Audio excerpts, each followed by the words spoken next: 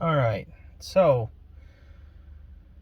lately, and I know I've talked about a concept of this in my other videos, I want to kind of share my thoughts regarding the lesson a mirror teaches us.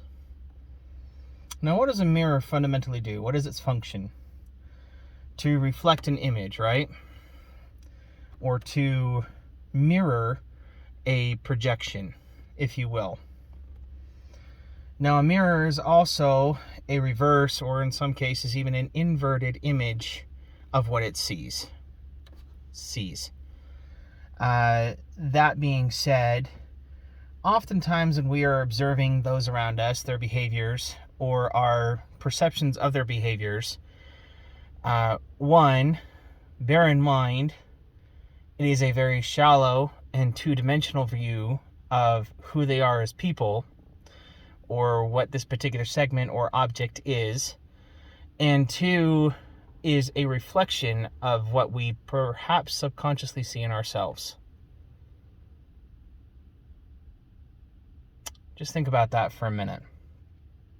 So your gripes and grievances with groups of people or religion or what have you, it is perhaps very likely that it is an inverted image of something that is subconsciously true about yourself.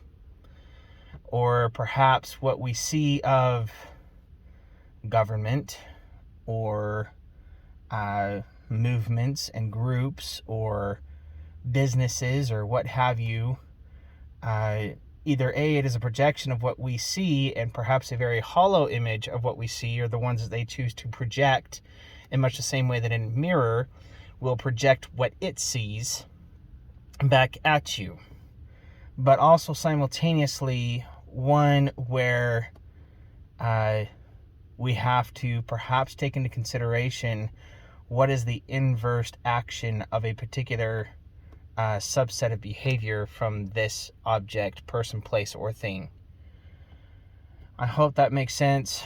Maybe I'm just thinking about this too much and it sounds like absolute drivel.